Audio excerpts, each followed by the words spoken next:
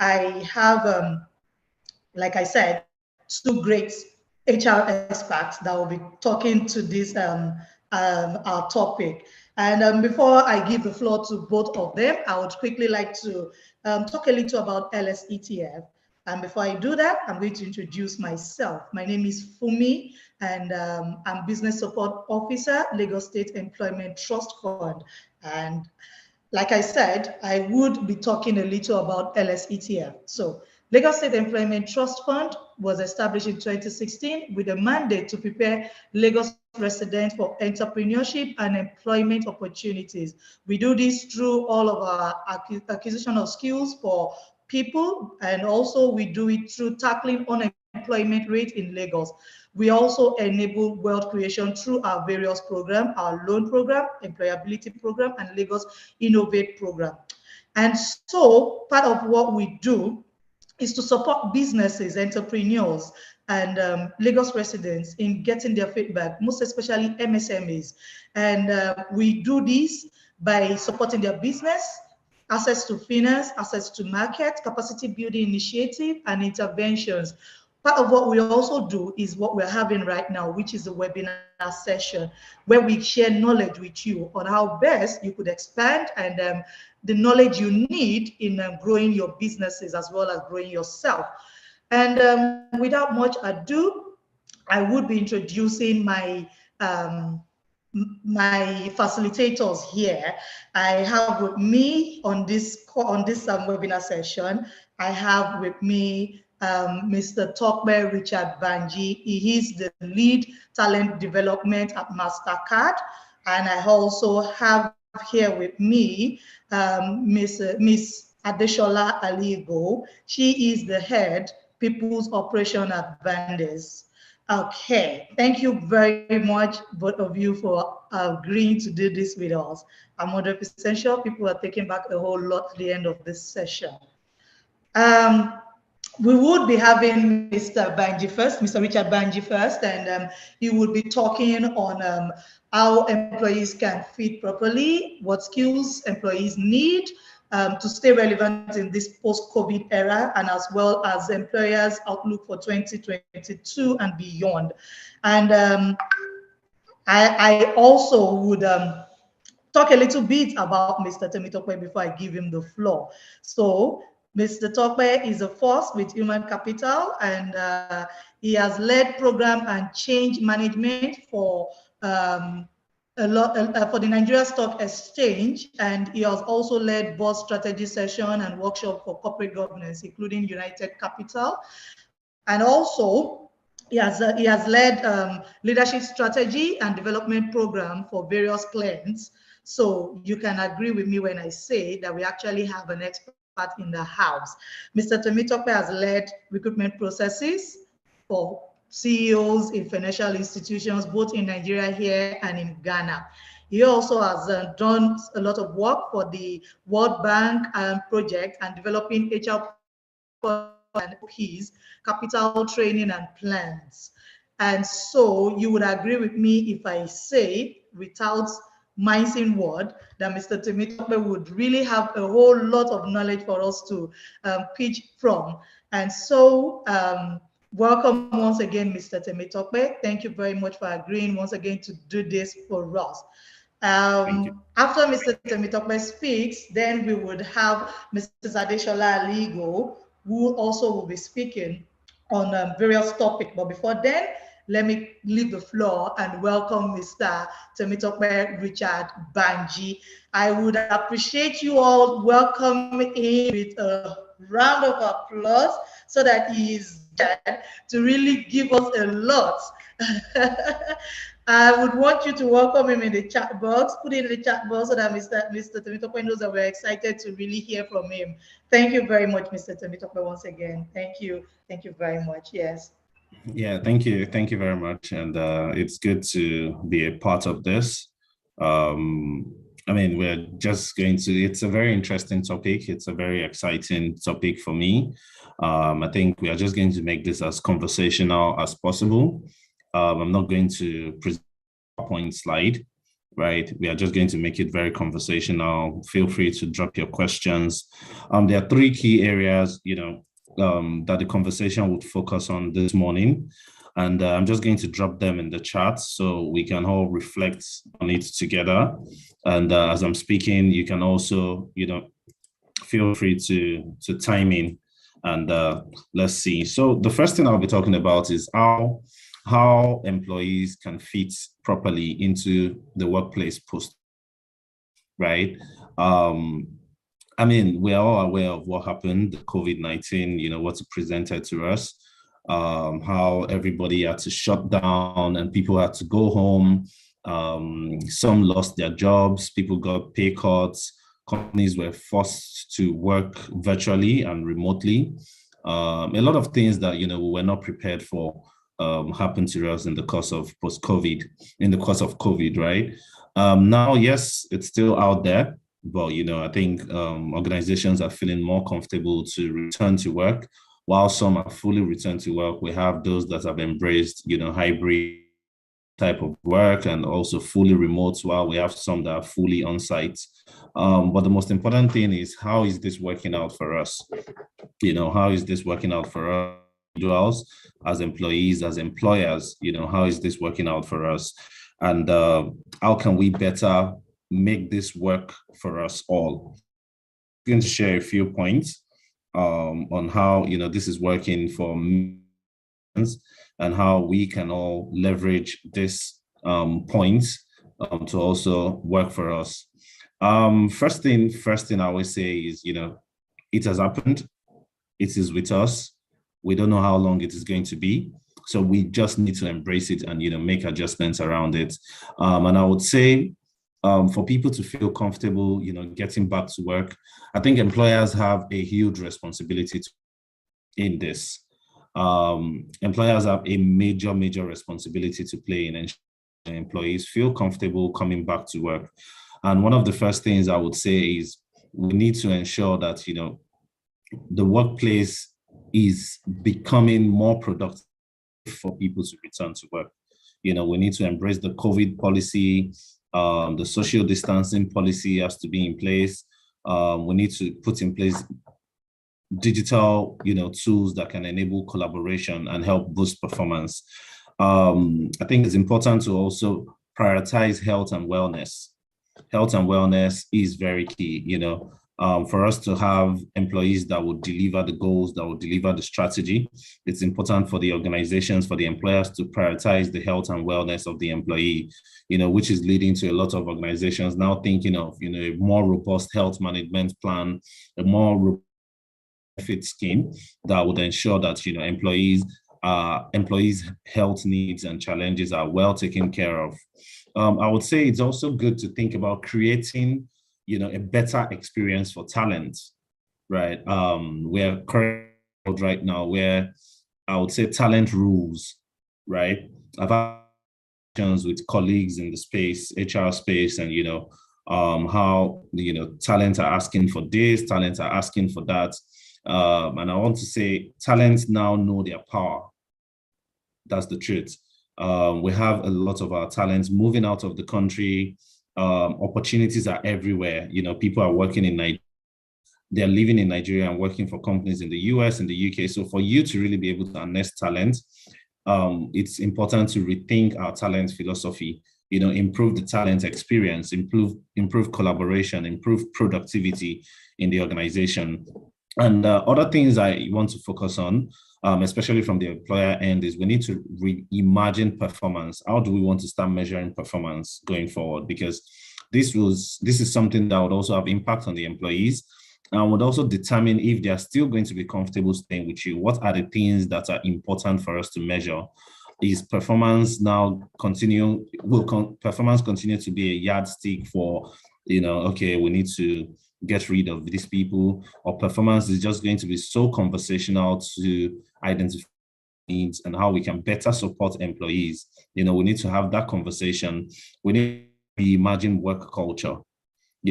As we are returning to the office, do we want to embrace culture we had, pre-COVID? While we are, experiencing post-COVID, it's important to reimagine your culture How do you want to position? What are the do's? What are the things that will make employees very comfortable working for you? Because right now you need to have it at the back of your mind that employees have power right now, and to reimagine culture, upskilling, which I would also say reimagine and development. Upskilling is very important for employees to feel comfortable. They want to know that the organizations they work for are willing to support their development. They are willing to support their professional development, their personal development. So we need to upskill our employees. There are new ways of working. We've been hearing about the future of work, but what does this really mean for us? And one of the things that we categorize future of work to say is future of work.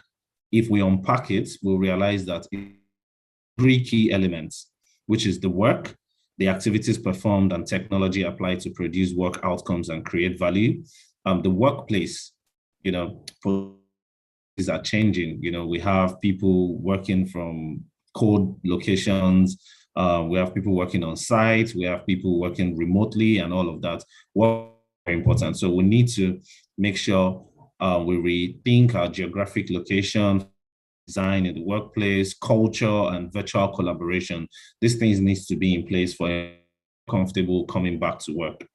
And of course, we cannot talk about the workforce. We now have diverse workforce.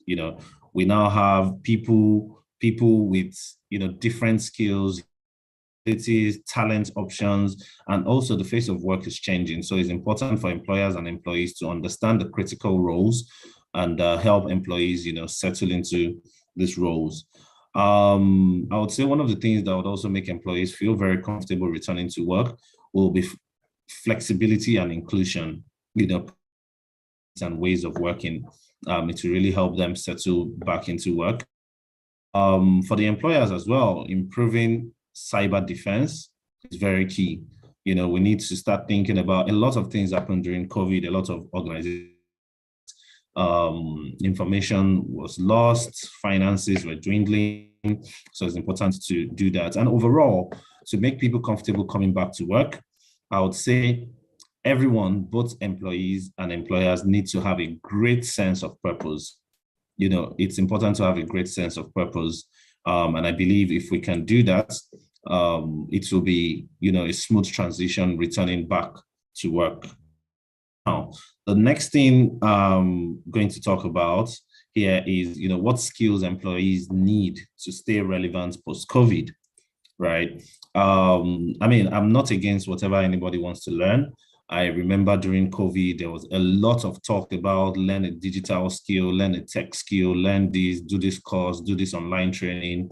I'm just here to let you know that at times what we need, right, most of majorly those skills that everybody is learning.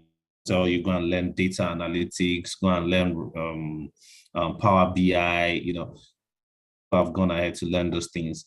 I would say one of the skills that employees need to focus on, in this post-COVID is a sense of direction. You need to have sense of direction. You need to be able to define your career path. You need to understand your career path, understand your industry, understand where the industry of direction is very, very important. And one of the most important things you need to have, as you're returning back to work, focus more on innovation and change management. They said change is one of the most difficult things to embrace, right? But I would say we need to learn innovation and change management. Work is going to change. A lot of things are going to change, but we need people who are also willing to change, to be able to thrive in the era of post-COVID. And I think that's one skill to embrace. Learning and personal development. For everyone that knows me and has engaged me at some point, they would know how important and how much I emphasize on learning. Learning, we need to become learners. There are opportunities out there. Companies are willing to, do more, but we as individuals, as employees, we need to be able to learn. We need to be open to learning. Learning is not just trainings, training to an end. Learning itself is, what am I doing? What am I taking away from what I'm doing? Where is my organization going? What direction is my organization going? How do I stay relevant? We've had organizations who had to lay off a lot of because they were going digital, right? All their operations were going to be, virtual. What skills do I need to embrace, to be able to remain relevant, in this era of, post-COVID, as organizations are rethinking their business. Employees as well, we also need to start rethinking our own skills and how operating models of organization. Of course, I'm not going to take it away. We need to embrace, right? Many organizations now are embracing digital ways. As little as there are so many things you can do with Zoom. Zoom is not just, there are so many collaborations that can happen on Zoom, the whiteboards, facilities, and all of that. We need to be able to use all of this. A lot of organizations are thinking of automation. What skills can we learn that can make us relevant, while our organization is thinking of automation am I bringing to the table that will enable that level of automation. I think critical. We need to learn how to be value driven. Right now, it's all about value. Why are some people laid off from work, and why are organizations about the value you bring to the table? So it's also important to understand how you can add value to the organization where you work, right? There has been a series of conversations about people are underpaid, people are overpaid. A lot of HR talking about, you are earning 200,000, you want to come and be asking for 800,000 and all of that. I think those conversations are happening because people are not selling their value, right? If you're earning 50,000 and you think you have the value that can deliver 1 million naira a month salary, by all means, you need to be able to, package that value, and you need to be able to sell the value. So I think that's a very important skill that people need to have. Communication and relationship management, it is very, very essential. Communication skills important. People relationship management is very, very important as we are, going into the era of post-COVID. I think those are some very, very critical skills that we need to embrace as we are going post-COVID. And question before, we throw it open so that I can probably take specific questions. What are employers looking for? Right? Employers are just looking for people that are ready to remain committed, that are ready to remain devoted to the organization. Employers are looking for that are going to have critical thinking skills. Employers are looking for people to have critical thinking skills. Sorry. Employers are looking for people mindsets. There's a lot of transformation going on within organizations, right? Employers are looking for people that have a transformative mindset, people that are willing to see the future of the organization and are ready to roll up their sleeves, to be a part of it. Employers are looking for dedication, people that are going to be dedicated to the work they do. And employers are looking for skills, right? So particularly say what skills, you would probably be looking for, depends on where you're working, but it's important to understand what's the direction of your industry, what's the direction of your organization, and what skills do you need, to make you very relevant in line with where you're going. So I would say employers are just looking for people that are going to stay committed, people that are going to stay devoted, people that are going to bring in, the skills that are required organizations and help the organizations recover, from has happened during the COVID period. So I'll just stop here now, right? And I think I'm happy to take more specific questions in case everything I've said has not really addressed your particular needs. So please feel free, you can raise your hands, you can drop your questions in the comment section, and I'm happy to.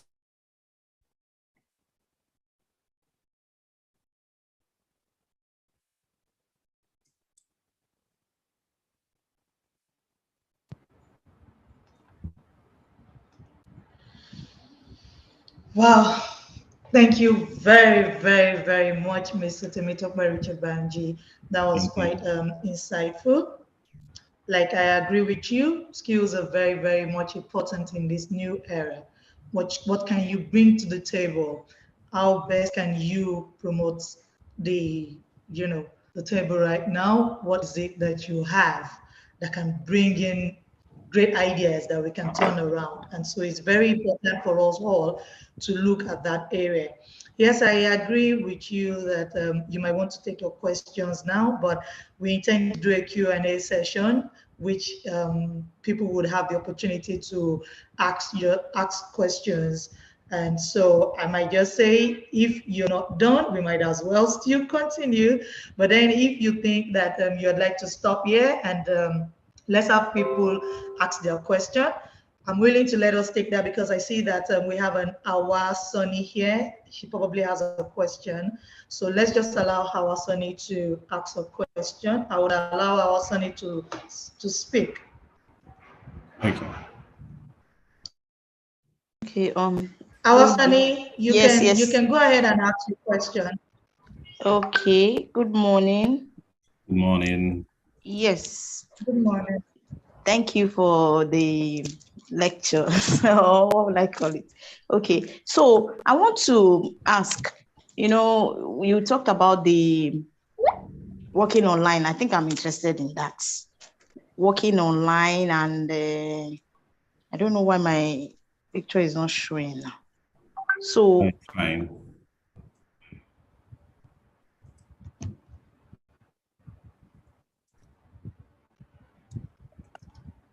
hello? Yeah, I can hear you. Okay, I don't know.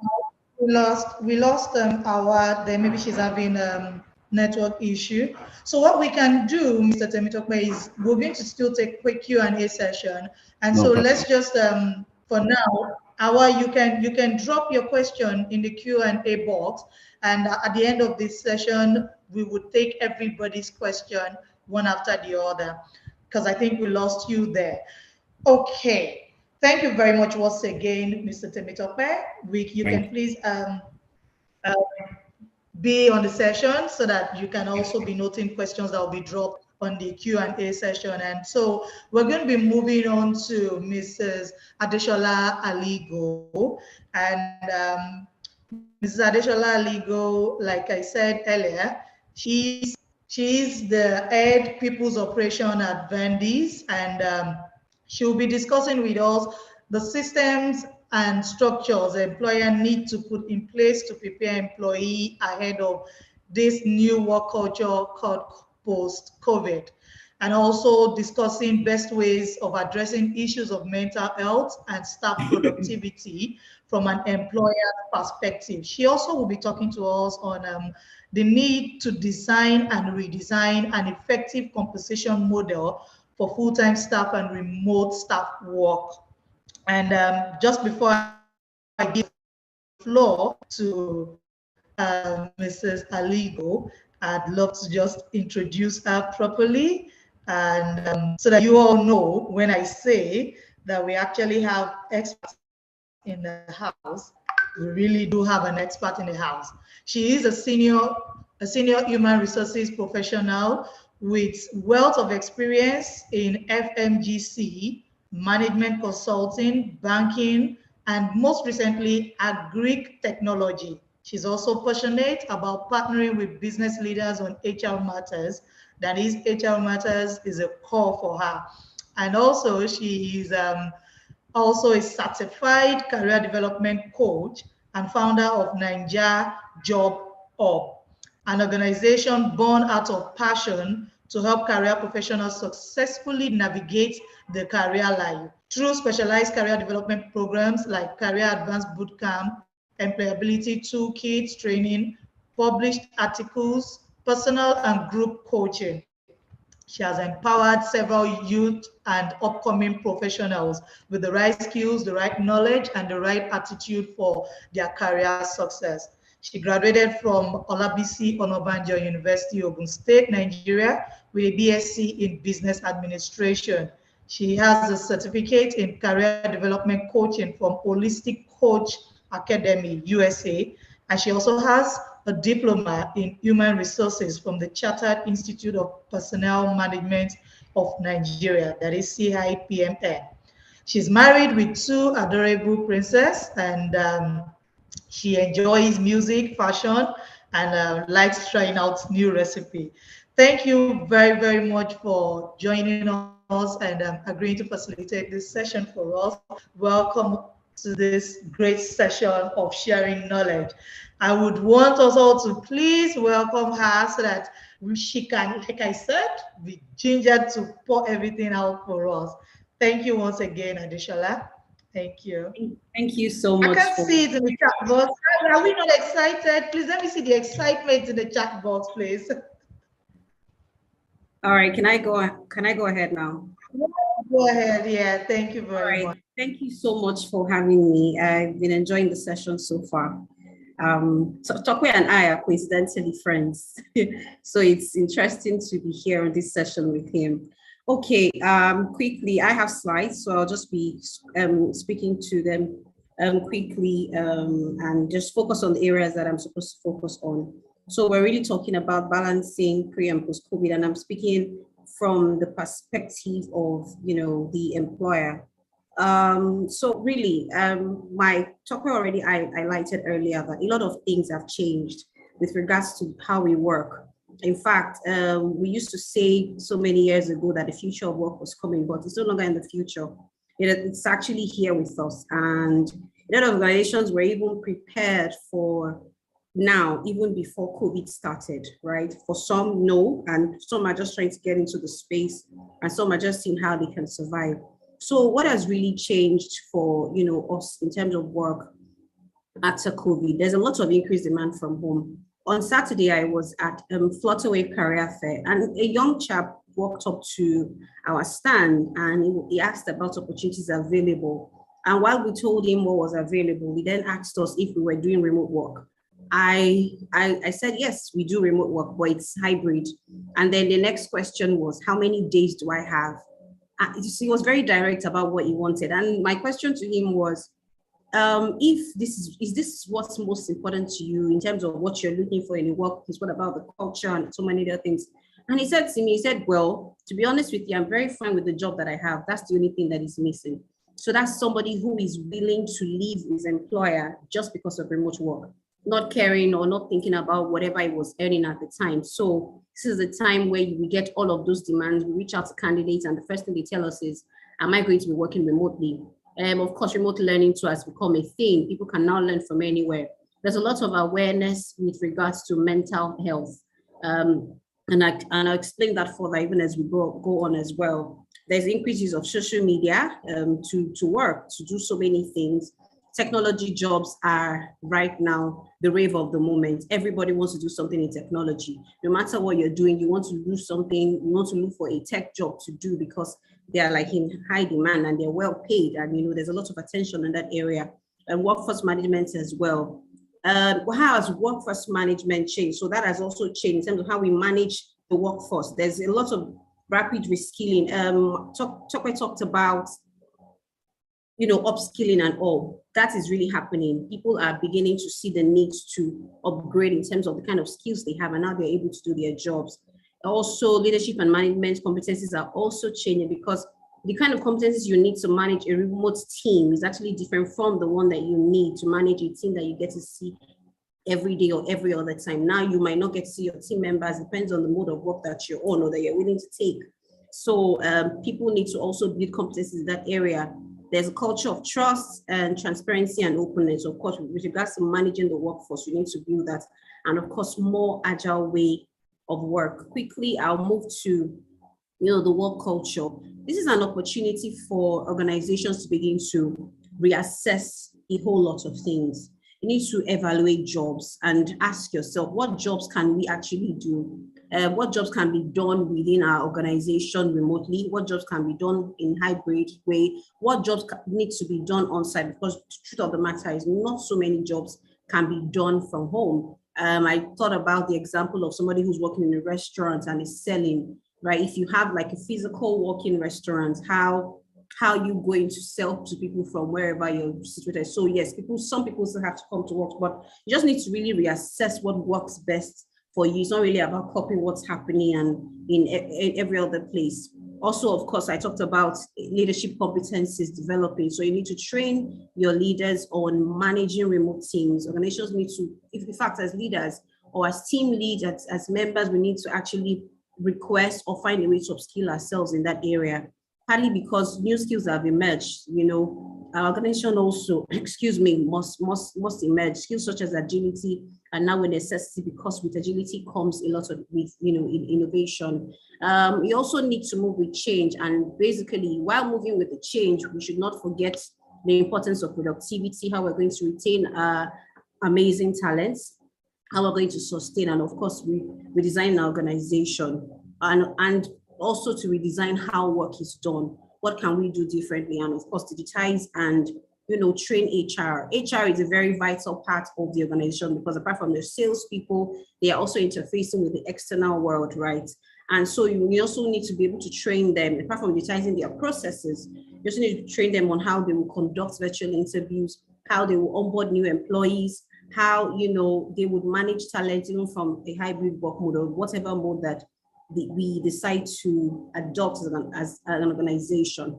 So yes, it's not a lie that there are definitely challenges of remote work for an employer. Getting into this, especially if you haven't done it before, and then suddenly having to do it because of the demand or because of what has happened to the world, it comes with a lot of challenges, and one of them being employer isolation. Employees can feel alone. I was sharing with someone, and the person mentioned to me one of her issues with working from home. She's single, right? And maybe she feels that she's already at the age where she's supposed to be married. For her, coming to work is important, because that's where she gets to meet with people, interact with people. When she's working from home, she's very lonely. She almost feels like she's alone. So you need to consider the different kinds of employees that you have, right? And you should be able to deal with the issues that come with it. So there must be increased communication. If communication was 50%, it needs to go to 100. If it was 100%, it needs to go to 120. There's a term that I use with my team members. It's not micromanagement. It's actually just ensuring that people learn to communicate. It's an important skill to have right now. It's an important skill for your team members or your employees to have. So communication must double, right? From leadership, from top to bottom or bottom up. Include remote team building activities in all the things that we do, especially if you're working remotely. There needs to be one-on-one career development discussion, so that people don't feel that there's no clear path of growth for them. It's important that people are aware that no matter where you're working from, right, you can still grow. And also, we talked about technology earlier, invest in group communication tools. There are so many tools right now, so many of them. The one that we use in my organization is called Slack, and it's very good. You can create different channels on it, different groups, and have real-time discussions. It's actually a very good tool. One of the challenges is you can also have burnt out employees. There have been reports, there have been surveys that have shown that employees get to work more when they're working from home, because the difference is when I'm working in the office, especially I remember back in the days when I didn't even have a laptop, right? When I go to work in the morning, when I'm done with my work, I come back home, I leave the desktop there and have nothing to think about. But now that I have a laptop, I can literally just sit on one spot. Even while watching TV or doing any other thing, depending on the kind of work that I do, and I can be there for hours without me. I may not even remember to have lunch. Even if I manage to have lunch, maybe I just sleep it in. So we need to be very cautious about how we are helping our employees track how they work as well. And as leaders or business owners, we need to also set examples. I understand that we say that people should have entrepreneurship mindset, have the ownership mindset and all of that. But we also need to be able to balance work. Maybe not completely balance it, but find an integration between our work, the work of our employees and their personal life. So we need to set examples. How do we set examples? When do we call for meetings? Do we call for meetings at odd hours just because our employees are working from home? It's the best practices. Those are best practices. Those are questions that we need to ask ourselves. Also, in terms of monitoring, a lot of leaders have found it difficult to actually monitor people. So when I say monitoring now, permit me to say again that it's not about micromanaging, where you just want to be sure that people are doing what they're supposed to do, right? They are doing what they're supposed to do. So you're not just leaving them and saying, oh, you're working from home, and you're not clear what your employees are doing. So virtual office tools are very important. There's a financial institution in Nigeria that literally built a virtual office online, right? They could afford to do that. and what employees are supposed to do. They can sign in on that virtual office. They can sign out. They can actually log in the things that they're doing, the project. So everybody can actually relate with each other, and you see how work is going for one person. And also, this is a time to also have, we talked about reimagining performance management. So it's time to have goal-oriented KPIs. It's not just about waiting till the end of the year to do performance appraisal. It's about setting goals for people this time around in a short-term basis, right? Not too long, that you can monitor, and then it's very clear. And that would also drive employees. By the time I know that I have a goal that I'm supposed to achieve this number, it helps me to also just make it work for me, whether I'm working remotely or on site. And technology as well is a challenge. People talk about the issue of internet is one major issue that we have here. I mean, I had to really pray that internet will not embarrass me for this session, but thankfully it's been good. So we need to also see how we can support our employees with getting the right work tools as well. Some organizations are even adding remote workspace compensation package, to the package that they're giving their remote workers. So that's also very important. There's the issue of cybersecurity. There's the issue of potential data loss. So you want to also make sure that the technology side of your business is doing well. People need to, so in terms of logging in, there's some things we call VPN services. People can use that to log in, and so you sort of secure your space. Mental well-being challenges, which also relates very well to employee isolation. Provide emotional support, whether on site or not, to your employees, and also consider onboarding employee assistance programs, right? These are programs that allow employees access to maybe a counselor, or just when they're having one of those emotional meltdowns and all. So there's the issue of misaligned team performance. You need to train your leaders. You need to be able to communicate well, and also, of course, hiring remotely. I talked about it earlier. Hiring remotely can be challenging, but by the time you train your HR and even your hiring managers on how to use those tools, I mean, it will also be good. So talking about the hybrid work model, the hybrid work model is sort of a safe space for organizations that are not ready to go fully remote, right? So it's a combination of working remotely and fully remotely, and then also in the office. So employees have like specific days that they come into the office and specific days that they leave. So the advantages would include reduced cost of operation. For instance, some companies have been able to save costs on real estate, daily office running and all, based on this type of work model. Also, it also redefines collaboration. It's a way to also attract talent. Like I highlighted earlier about the guy who met me at the career fair. It's one way that you can attract people to say, okay, we do this as well. This is why we cannot do full remote, but we allow you work some days at home. In fact, these days, tech talents will tell you clearly that they cannot work on site. I know somebody who has a job in the USA and is currently here earning in dollars, does not need to leave his house. So many examples. So it's also a way to attract talents. Also a way to prioritize your employee as well. I'd say that as an employee now, I have benefited a lot from being able to work hybrid. I'm here having this call because I can work hybrid. So employees can integrate the things that interest them, right? And even still do their job. For me, fulfillment comes with being able to be myself while still doing my job, right? And then being able to integrate both and see success on both ends. I remember that before COVID, I got to a point where my kids, I didn't used to see them. I'm sure a lot of us experienced it before the lockdown. I didn't used to see them at all. Before they're up in the morning, I'm out of the house because of traffic. And then by the time I'm back at night, they're already sleeping. When we're at home during the lockdown at first, one of the challenges I faced was they used to call me my nanny's name. And it sort of took time for them to adjust that, oh, mommy is now available. So, but with hybrid work, people being able to work in and out, it helps them to build rapport with family and be able to do some other personal things while still building trust. Also, is a way to minimize health risk as well. Very similar to remote work, the disadvantages and challenges also include, cyber risk and employees just abusing the opportunity of working remotely. So how can we make hybrid work model for us? One thing is very important. We need to set clear and realistic expectations. You need to let employees, this is not the time where expectations are vague. It needs to be very clear.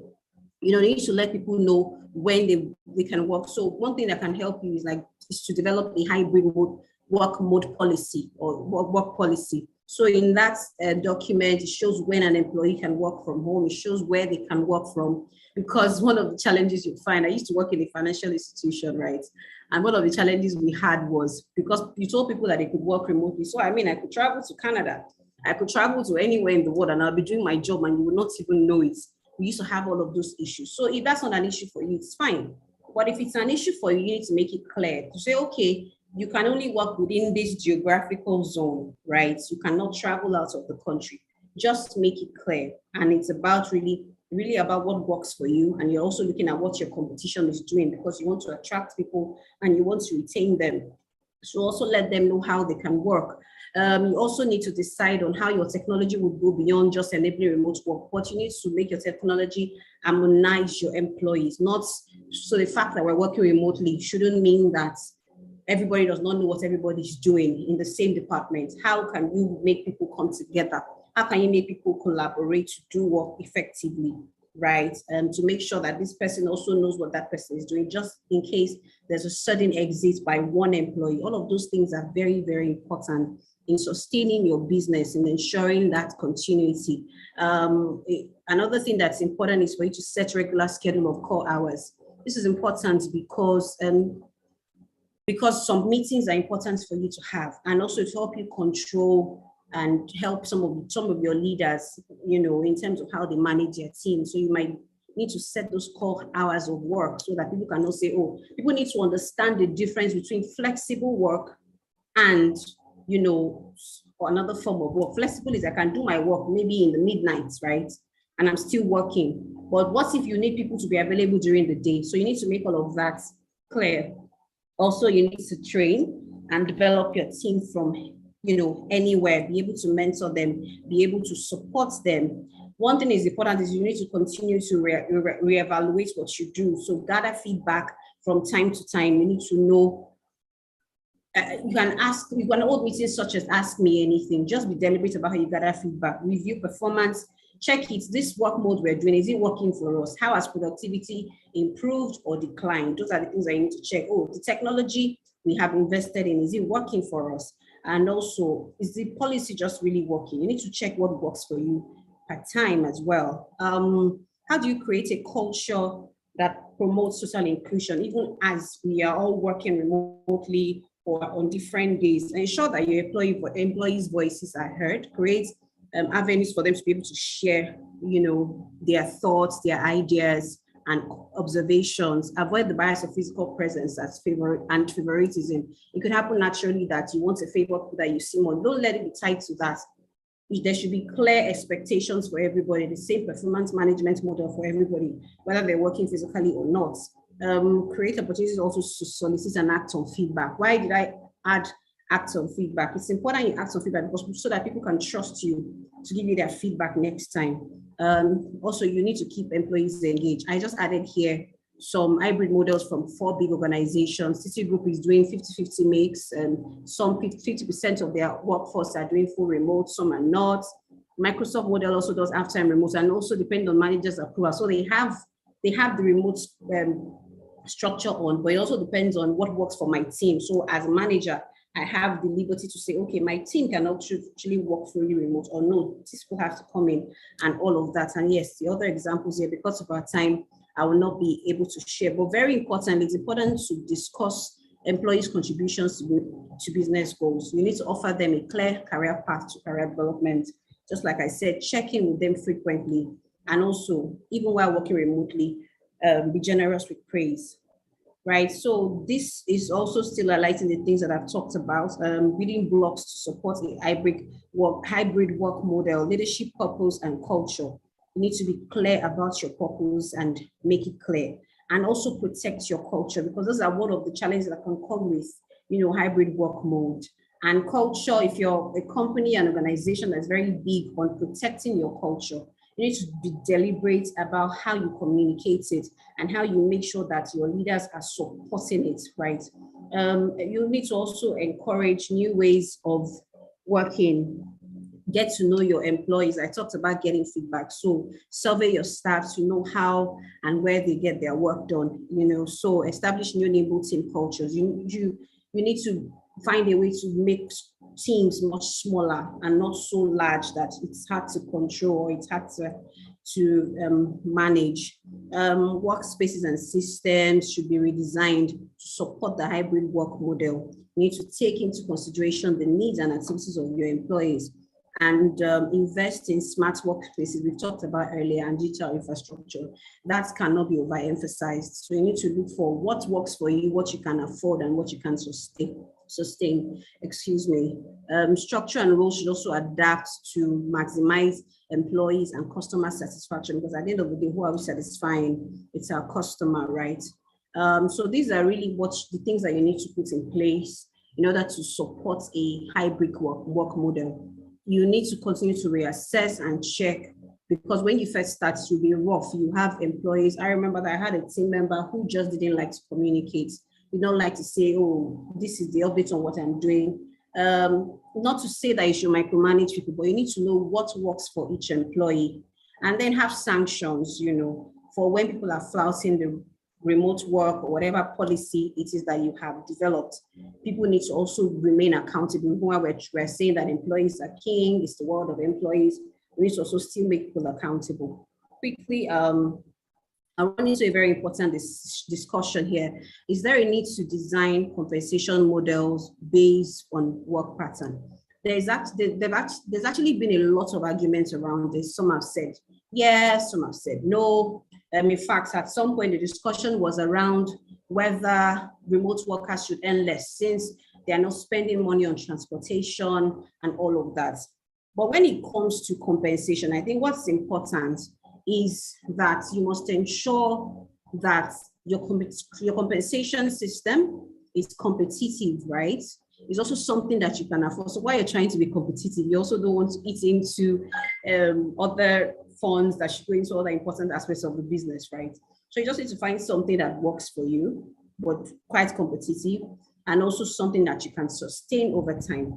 And I like this quote here. It says that there are many appropriate ways to structure compensation strategies to accommodate remote work and increase workplace flexibility.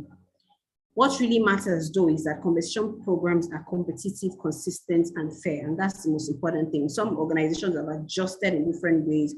For instance, Facebook adjusted its own compensation based on the cost of living in the area which an employee works. So you live in Lagos, cost of living in Lagos is very high.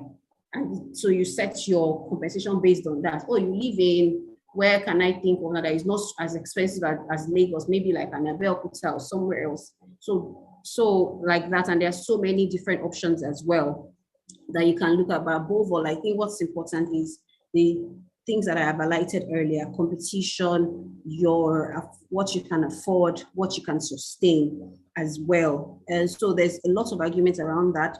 Like I said earlier, a lot of organizations have also said that they won't reduce pay. In fact, nobody wants to earn lower than they currently earn. But some people are even willing to, just because they want that. But you also don't want to give your employers the chance, or your employees the chance, to begin to look out just because you're not being fair enough with your compensation. So what are the steps to effective remote work compensation? You need to look at your geographical mapping as well. That's one. Map your current remote employees by location is a good step to take.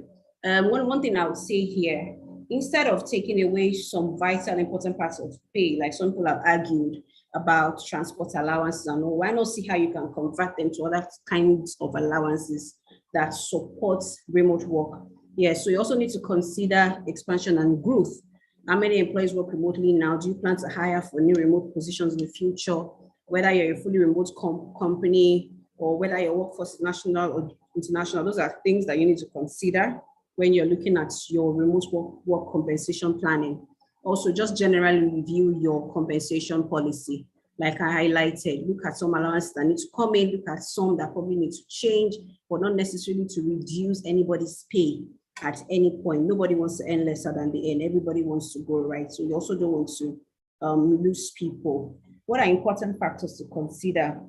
You can base your salary on your employees' location, just like a company like Facebook has done, you can also base on the reporting office location. So you're not looking at where the employee is living, you're looking at where the company is located. You also need to base it on industry average. It's important that you constantly carry out salary surveys to check, okay, what is this company paying? How do you even want to attract? Just this morning, I had a very funny experience. We spotted a candidate on LinkedIn that wanted to interview, and we had agreed on, having the interview today. And then yesterday, the candidate responded. So there was a form he filled where we collected details of what he currently earns and what he's expecting. And that's also for us to know if it's the candidate that we can afford, right?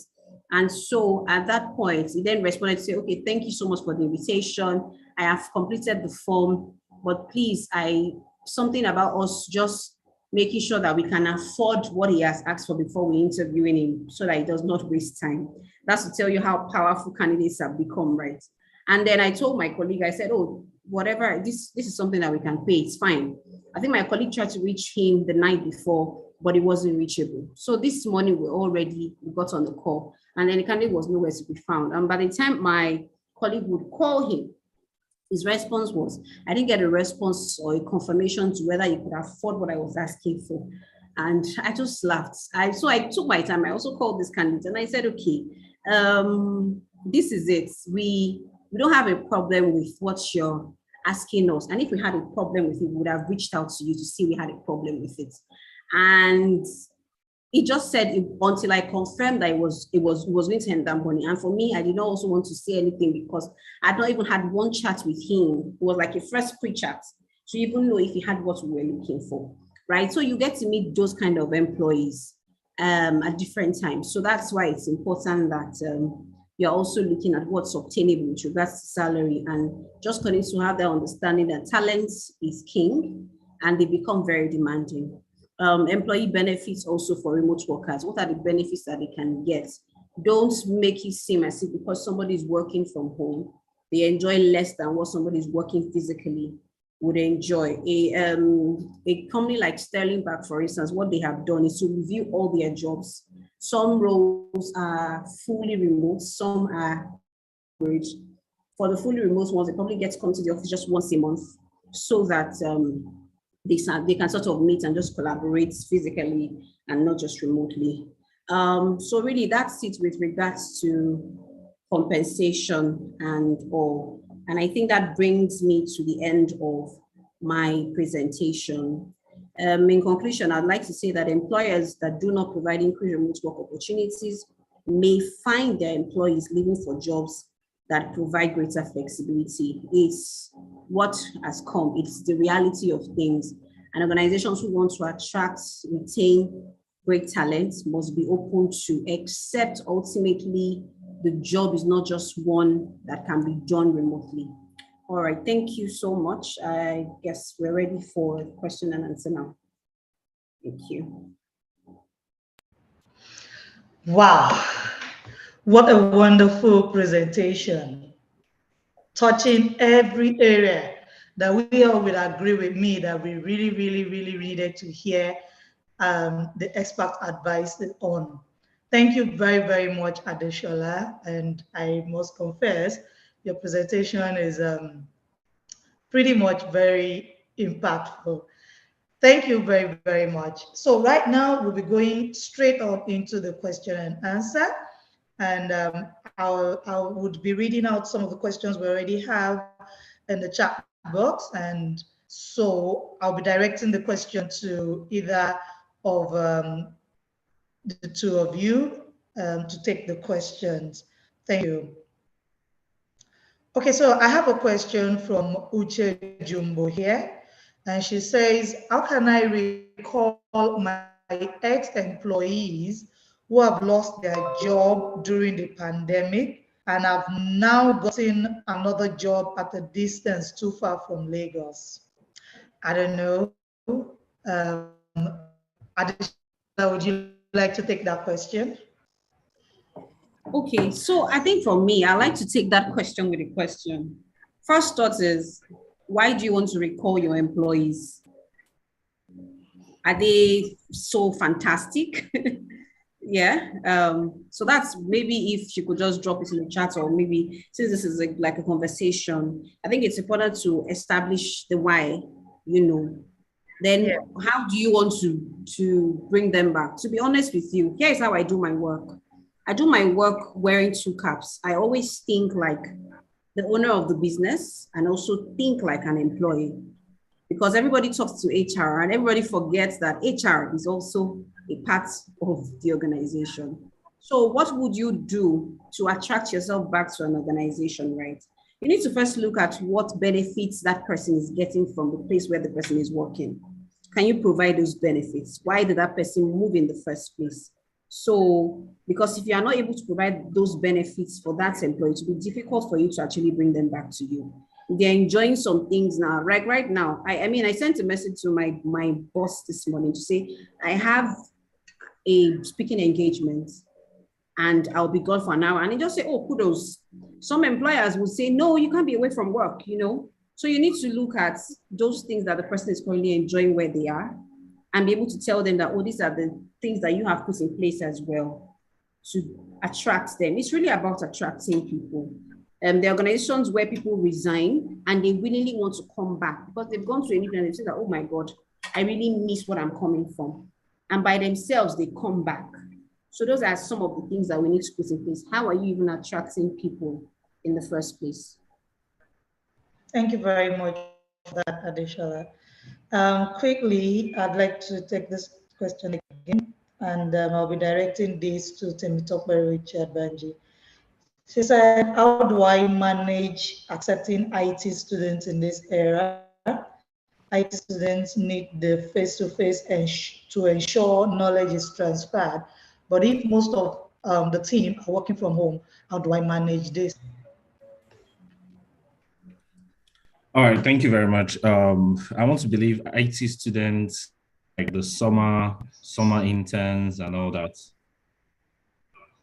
right? Yes, exactly. I want to believe that's what she means. Okay. I mean, I think it's very, very possible. I think it's very, very possible. And like we've been saying, a lot of employers need to start also shifting and preparing for shifting from this mentality of people literally have to be in the office for knowledge to be transferred, for work to happen. We've seen it, for at least about 4 or 5 months in 2020. We were literally all forced to work from home, and these things happened. So my advice will be for the IT student, it's good to have a clearly defined job responsibility for them, a clearly defined plan for them, and of course, a dedicated full-time staff that is going to work with them, right? However, I think if you have that clarity and you provide that clarity to the IT students, these are the things we expect you to do, and also these we expect you to learn in the course of this IT program. And this is who to be working with. Also find out from them, do they have the resources, right? I had an intern, I struggled with personally because she didn't have a laptop. So it was really difficult having to work with this person remotely. So again, you need to ask yourself those questions. Do they have the equipment and facilities to be able to deliver the work you want them to do? Are you willing to support them? If not, then what again does it mean for them to come into the office, right? If they're coming into the location, say your office is in VI and this IT student stays in a gondola, are you paying the person enough to be able to bring into VI every day, or however you structure it for them to work? You also need to consider the compensation. Are you paying them enough? Do you really have what they are going to be doing? So I think if you factor all of that, then you can decide how best to manage it. But I would say in terms of physical office, I have not worked in a physical office for almost 2 years, right? and work has been done. People are getting promoted, people are performing. So I think we also need to have that shift from the need to be physically present for work to happen. So if you're the person that asks the question, I'll say factor in all of that. Their location, are you willing to support them enough to make them comfortable to come to the office? Or are you willing to provide tools for them to work remotely? Or do they have their tools to work remotely? Are you willing to have a dedicated full-time staff that would manage, them during their IT period?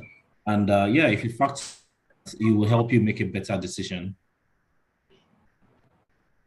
Thank you very much. Thank you, Temitope. I guess that answers the question. So I have another question here. Lots of questions actually. So you both should be ready. A lot of people need clarifications.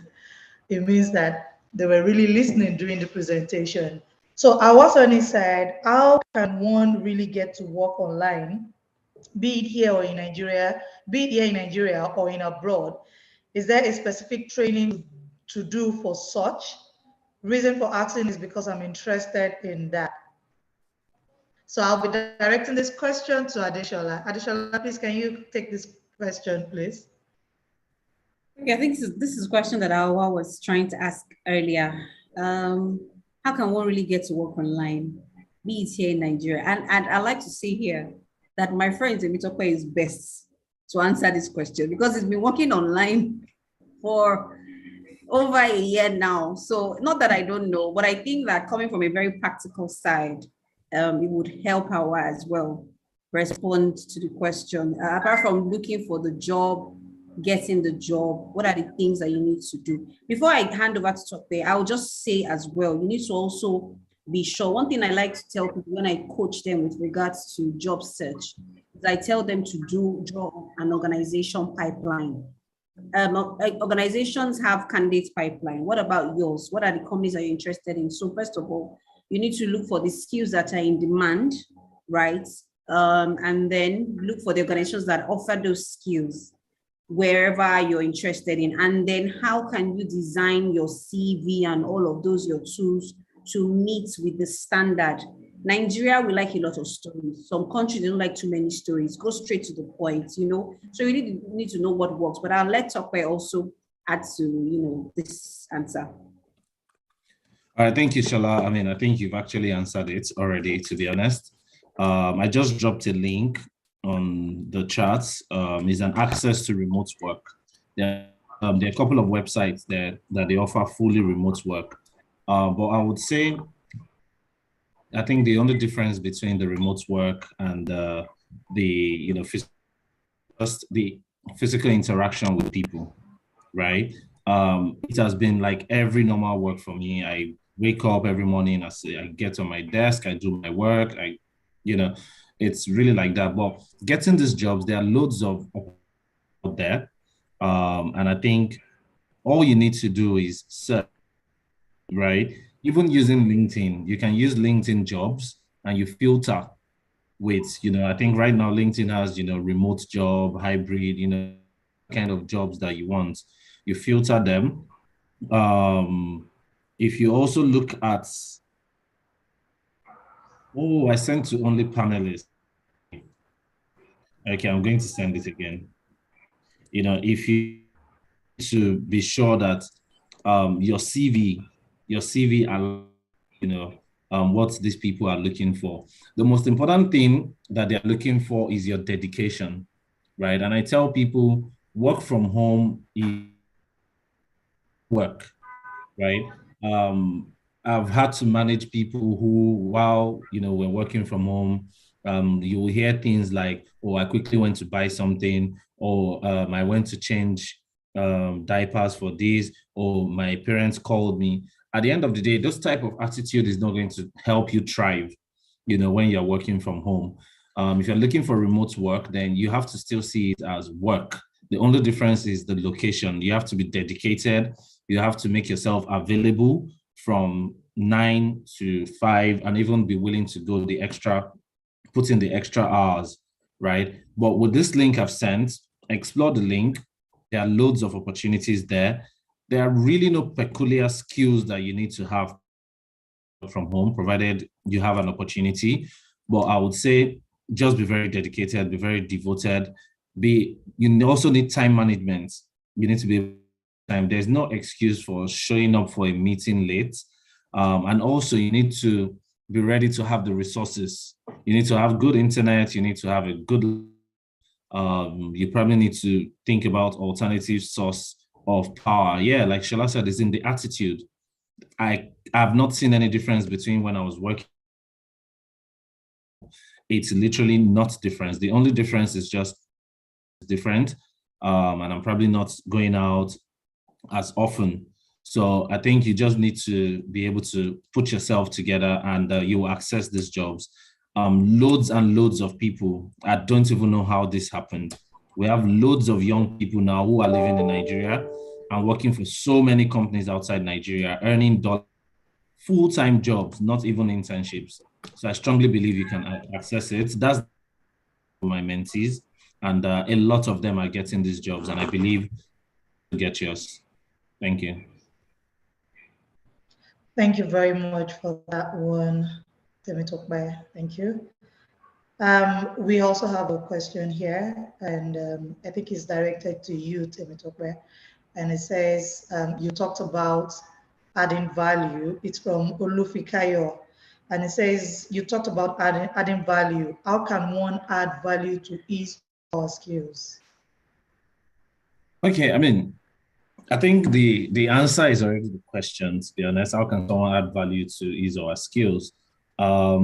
It's really all about understanding. So I'll use a very practical example, right? I'll use a very practical example. Currently, I lead talent development.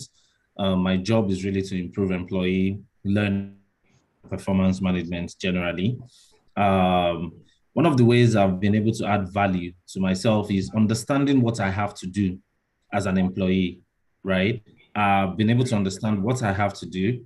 And first, before I started the job, I reached out to my mentor, and I spoke to him. This is what's the challenge ahead of me. How do you think I can navigate this? Some tips, I had to get some ideas. He, told me things to do that were going to help me specifically on the job. Again, looking at the bulk of work I needed, it's required a lot of designing, learning interventions, employee experience interventions, performance improvement interventions. And I felt, okay, I think need is a course on human-centered design thinking, right? Which was one of the courses I took last year. So for me, I think adding value is understanding what is ahead of you. What exactly is your role? What does this mean for you and for the organization? And then you look out for how best can you improve yourself to deliver the quality of work. We talk about value. A lot of people always think it's just training, do this online. I know people that in 2020, they got over 50 certificates online, but where are those certificates today? That's because you are doing these courses, but you're not thinking of the value it's going to add to you or the value these courses are going to add to your career. So I would say thinking of value, be very targeted, right? Think of what are the immediate goals. I don't know what it was I said it. Short-term goals, quick wins. You have a task ahead of you. How can you quality? Then look for how you can get support. Get a mentor, get a coach. At times, listening to the things a lot of, they say this generation, we're running away from everything Nigeria. I don't miss Arise News every on Thursdays. There's so many places you can get information that would help you add value. I still listen to some things on NTA that actually helps me understand how to better position certain things. And these things are adding value to me. So I would say expand your mindset, learn from everywhere you can get quality information. And I think you will be able to add value.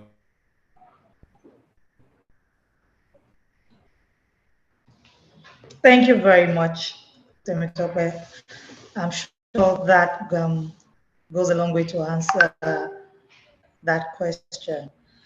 Okay, so I have a question from Babaji Adepoju, and he says, good morning. How does agency worker get compensated for the risks taken to end pandemic? I'd like Adishola to please answer this question. Says, how can an emergency worker get compensated for risks taken to end the pandemic? Thank you. All right, thank you for that question. Okay, I think that this is quite direct, and it's really about um, measuring the risk, right? Putting some value on the risk that is taken, and then giving a name to it. So some organizations would like to call it maybe hazard allowance or something like that. I've been trying to remember the allowance that was paid to health workers during, and somehow the word just slipped. I can't seem to remember it during the pandemic and all. But you also need to just measure that.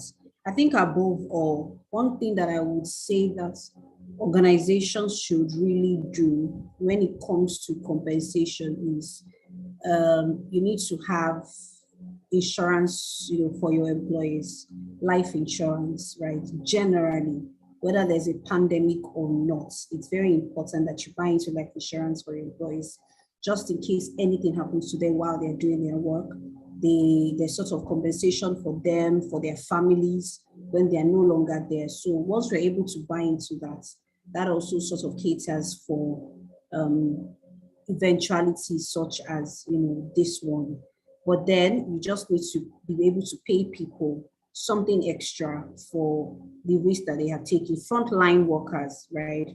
For instance, what some banks did was to give some bonuses to people who were like cashiers, who couldn't do their job from home, right? So you can also add that to part of your compensation plan for those category of people.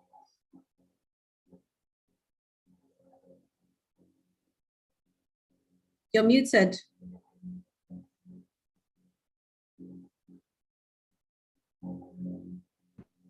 Thank you. Thank you very much.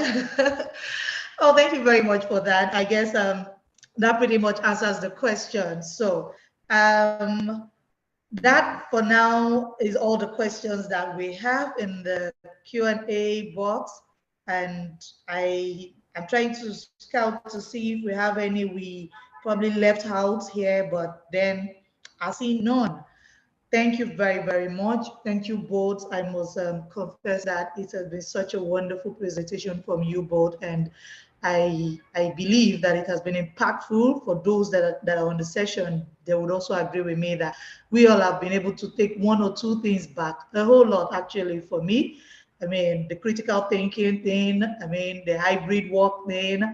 I mean, I'm looking at it now that really working from home, it's not a big deal, but then you really need to be able to pay the dues of working from home as well. Because if you want to work from home, a lot of us take advantage of that, and we just see it as, in as much as I get the work done.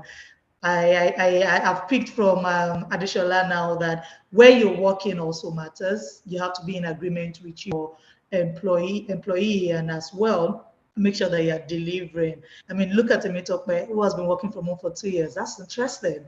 I mean, that's a very good one. I imagine how you must have been working around that. So we're going to go ahead to launch the poll now, because it would be nice to hear from people really to know how best we could do this next time we're going to be doing this. So we would launch a poll for people to answer some of our questions on knowing how best we can do what we need to do. Okay, so I'll be launching it now. All right, so I've launched the poll. Can we all please? It's not going to take time. It's just less than a minute. It's less than a minute. So I would want us to please vote on the poll, and then give us your feedback on how the session went and what do you see us doing next. Because like I said, LSETF is very, very interested in making sure that we support businesses, we support both businesses and generally people, and help them in getting their balance both at work and both for entrepreneurs, with topics that we could share knowledge and, help you all to knowledge sharing sessions, webinars where you could gain a lot of insightful presentations from people like Temitope and Adeshola like we just had today. And so we'd like your feedback. And I mean, we can just do this within a minute and we're done. Thank you very much. I see that some people are already doing this. Thank you. I need more people to please just take this poll. It's not going to take time. Thank you very much. Thank you. I can see a lot of people are on the system typing it out. Thank you. But I need more people to please give feedback. I'm just going to leave it for a few more seconds and we might just have to end the poll. Thank you.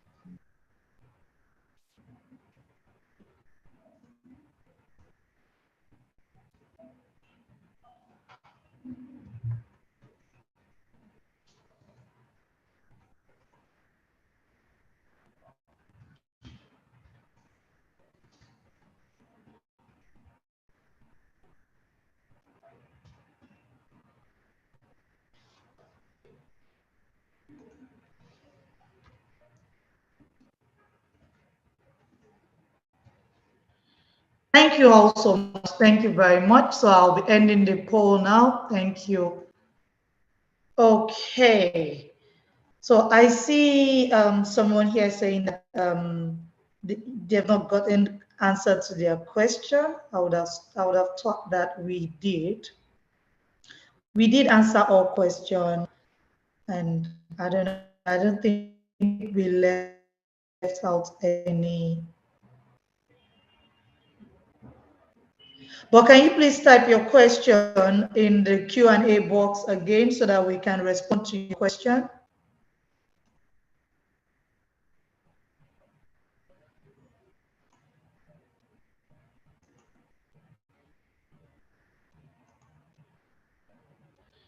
We pretty much do not have any question any longer here in the Q&A box, and I assume that you probably drop your question here. Thank you very much. Thank you so much, Temitope and Adeshola. It has been pretty much a very wonderful session, and we hope to do this again some other time. You'd agree with me. We're going to definitely call you again sometime again, and I'm sure you definitely will be coming back. Thank you so much. It has been a very, very, very insightful session, and we really appreciate your spending your time here with us to share your knowledge, your versatile knowledge on HR, and helping us to get it right on how to balance ourselves in this new post-COVID era. Thank you very, very much. And thank you all very much for all the participants that joined this session. I really appreciate the fact that you all came up on board to join the session, and I'm sure that you all must have taken back a thing or two from what the two facilitators had discussed around. The discussions had been quite insightful, you must agree. We hope to do this again some other time, and till then, thank you all so much. We would be ending the session right now. And for those that asked if we would be sharing the slides, yes, we would definitely be sharing the slides as well. This the recorded version of this session will be shared. You can easily go on our YouTube page on YouTube, just type Lagos State Employment Trust Fund, and there you can easily use the topic balancing pre and post COVID-19, and you can just get the recorded version on YouTube where you can then rewatch. But till then, thank you all so much. Appreciation goes to Adeshola and Temitope for doing this. And then to all of you, thank you so much. Have a wonderful day. Enjoy the rest of your day. Bye, everyone.